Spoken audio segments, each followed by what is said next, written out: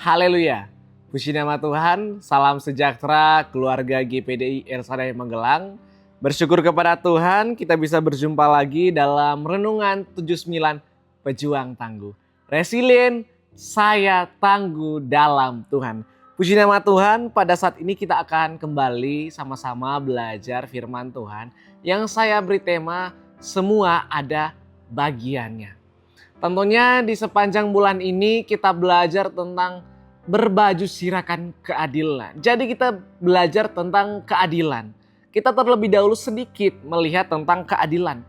Yang dimana konsep keadilan yang sering kali kita bayangkan adalah semua orang harus mendapatkan hak maupun tanggung jawab yang sama tanpa terkecuali. Padahal jika demikian yang terjadi, keadilan belum sungguh-sungguh terwujud, melainkan baru sekedar sama rata saja. Keadilan itu artinya setiap orang mengerjakan dan mendapatkan sesuai proporsinya berdasarkan kemampuan, situasi yang tengah dihadapi, dan faktor-faktor penentu lainnya. Sehingga kalau kita mempelajarinya, semua ada bagiannya masing-masing. Tidak semua sama rata. Tetapi di bagian tertentu ada yang menguasai ini, bagian tertentu ada yang menguasai ini dan semacamnya. Jadi inilah yang akan sama-sama kita pelajari. Semua ada bagiannya. Kita terlebih dahulu membaca Bilangan 1 ayat 1 sampai 4. Firman Tuhan berkata seperti ini. Tuhan berfirman kepada Musa di padang gurun Sinai dalam kemah pertemuan pada tanggal 1 bulan yang kedua dalam tahun yang kedua sesudah mereka keluar dari tanah Mesir. Hitunglah jumlah segenap umat Israel menurut kaum-kaum yang ada dalam setiap suku mereka. Dan catatlah nama sesuai semua laki-laki di Israel. Yang berumur 20 tahun ke atas dan yang sanggup berperang orang demi orang. Engkau ini beserta Harun harus mencatat mereka menurut pasukannya masing-masing. Dari tiap-tiap suku harus ada satu orang yang mendampingi kamu. Yakni orang yang menjadi kepala dari suku yang diwakilinya itu. Ya inilah yang akan sama-sama kita renungkan. Terlebih dahulu kita melihat observasinya Bapak Saudara. Yang dimana peristiwa dalam pasal ini terjadi di padang gurun Sinai. Tepatnya pada hari pertama bulan kedua pada tahun kedua setelah bangsa Israel keluar dari Mesir. Ini tak lama setelah kemah suci selesai didirikan. Nah, kita bilangan dimulai dari perintah Tuhan. Di mana Tuhan berfirman kepada Musa di dalam kemah pertemuan untuk melakukan sensus penduduk. Tujuan dari sensus ini bukan hanya untuk mengetahui jumlah populasi atau orang-orang sebangsa mereka, melainkan memiliki tujuan yang strategis Bapak Saudara. Antara lain yaitu pencatatan nama di ayat 2, kemudian artinya Tuhan meminta Musa menghitung orang Israel menurut kaum-kaum yang ada dalam suku mereka. Hitunglah nama-nama mereka satu demi satu. Ada pencatatan nama. Kemudian di ayat 3 ada kesiapan untuk mereka siap berperang. Dikatakan di ayat 3 mereka yang dihitung adalah laki-laki berusia 20 tahun ke atas yang sanggup berperang. Sekali lagi yang sanggup berperang. Ini merupakan kesiapan untuk mereka siap berperang. Kemudian di ayat 47 sampai 50 di mana suku Lewi dikecualikan. Karena suku Lewi tidak akan ikut berperang, tapi punya tugas khusus menjaga kemah suci. Mereka yang menyediakan kalaupun tiang awan atau tiang api berpindah, mereka juga yang akan membongkarnya kemudian membangunnya kembali. Nah inilah tugas suku Lewi Bapak Saudara. Nah inilah beberapa hal yang menarik yang dapat kita lihat. Kemudian ada beberapa hal yang akan kita pelajari bersama-sama tentang bagian kita. Semua ada bagiannya. Saya ada bagiannya, Bapak Ibu Saudara juga sudah ada bagiannya. Pertama kita akan melihat yang pertama, nama lebih berarti daripada jabatan. Dalam ayat 2, Tuhan meminta mereka hitung nama demi nama. Mungkin di dunia kerja, usaha, pendidikan, pelayanan dan lain semacamnya, kita mungkin tidak dianggap. Atau bahkan di keluarga pun kita merasa dikesampingkan. Tapi Bilangan 1 mengajarkan bahwa Tuhan memanggil kita dengan nama. Bukan dipanggil dengan nomor, bukan dipanggil dengan angka dan lain semacamnya. Melainkan dipanggil dengan sebutan nama kita. Tuhan tahu nama kita, saudara. Kita memiliki bagian dalam rencana Tuhan. Bukan karena apa yang kita miliki, tapi karena siapa kita di mata Tuhan. Kita adalah anak-anak Tuhan sehingga Tuhan mengetahui nama kita. Nama lebih berarti daripada jabatan. Kemudian yang kedua, berbeda peran tapi satu tujuan. Pasukan Israel dibagi menurut suku-suku. Suku Yehuda punya jumlah paling besar, sementara suku Manasye paling kecil. Hal menarik yang dapat kita lihat saat berperang atau berkemah, mereka membentuk satu kesatuan. Ini yang penting Bapak Saudara. Berbeda peran tetapi satu tujuan, yaitu membentuk satu kesatuan, satu dengan yang lainnya. Dalam sebuah komunitas pun ataupun dalam gereja dan lain semacamnya, kita dapat melihat juga ada peran-peran yang berbeda, tapi satu tujuan. Misalnya ada yang sebagai pekerja, ada yang sebagai pengajar, ada yang sebagai full timer, bahkan ada pendoa syafaat. Contohnya ini di dalam gereja.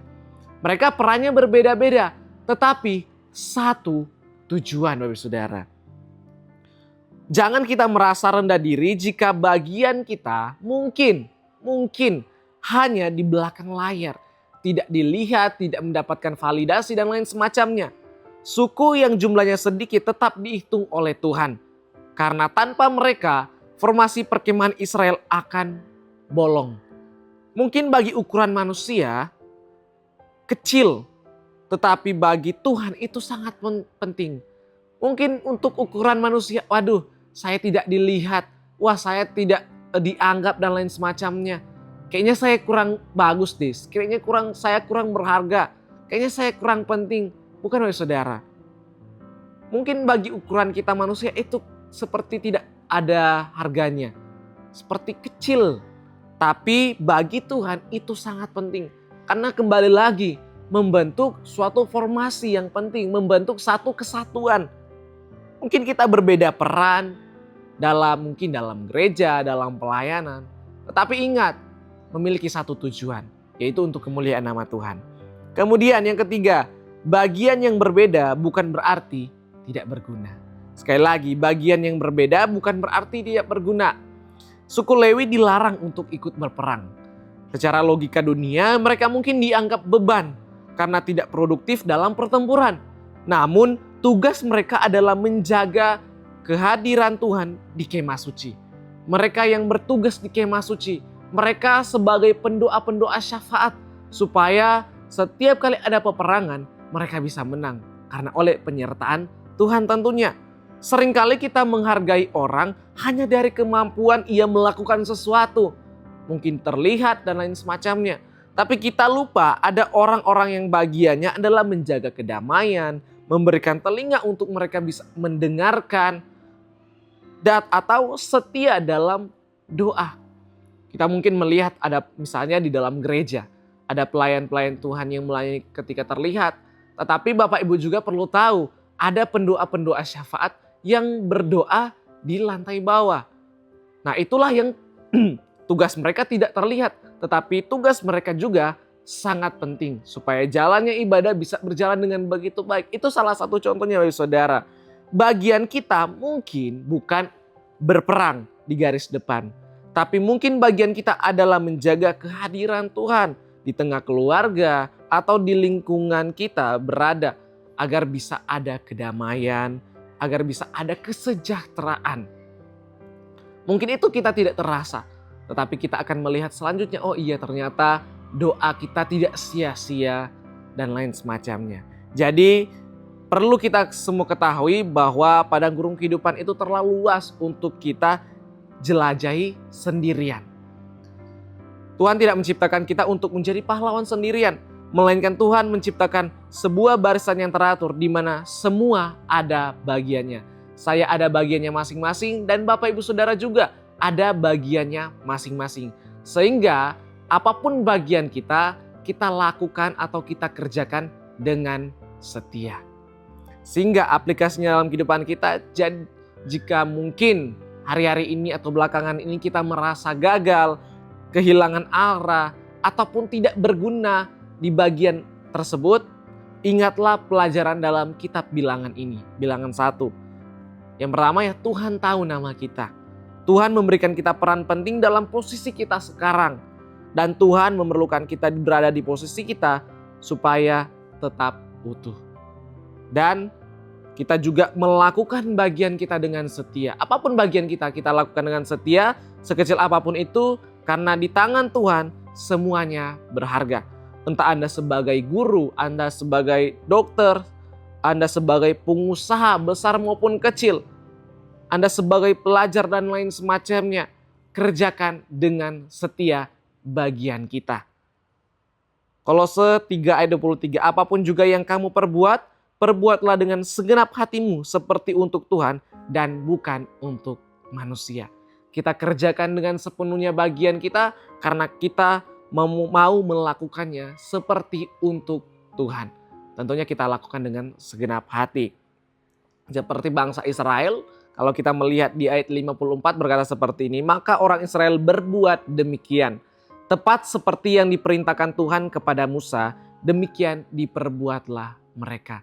Mereka taat, apapun posisi mereka, dimanapun posisi mereka, apapun bagian mereka, mereka taat melakukannya. Tepat seperti yang diperintahkan oleh Tuhan. Kita pun belajar, kita mau melakukan apapun bagian kita dengan segenap hati seperti untuk Tuhan. Amin. Tuhan Yesus memberkati. Terima kasih telah mengikuti renungan 79 yang mengubahkan. Dan bagi Bapak Ibu Saudara yang ingin didoakan untuk pokok-pokok doa tertentu atau ingin menceritakan kesaksian mujizat kesembuhan, pemulihan masalah keluarga dan lain-lain dapat disalurkan melalui chat WhatsApp di nomor 0813-2742-0088. Mari kita satu dalam doa, kita berdoa. Bapa di sorga, kami bersyukur Tuhan pada saat ini. Kami percaya kami ada sebagaimana kami ada semua karena berkat Tuhan. Dan Tuhan, kami juga belajar di hari ini. Bagian kami mau mengerjakannya dengan sebaik mungkin Tuhan. Kami mau kerjakan dengan segenap hati kami. Kami mau melakukannya seperti untuk Tuhan. Terus Tuhan yang kuatkan kami, mampukan kami, keluarga GPD El Shaddai Magelang. Terus Tuhan yang sertai.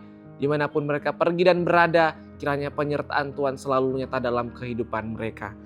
Berbahagialah keluarga GPDI El Shaddai Magelang yang menaruh kepercayaan pada Tuhan, yang tidak berpaling kepada orang-orang yang angkuh atau kepada orang-orang yang telah menyimpang kepada kebohongan.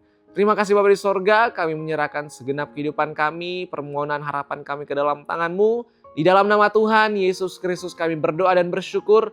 Haleluya. Amin.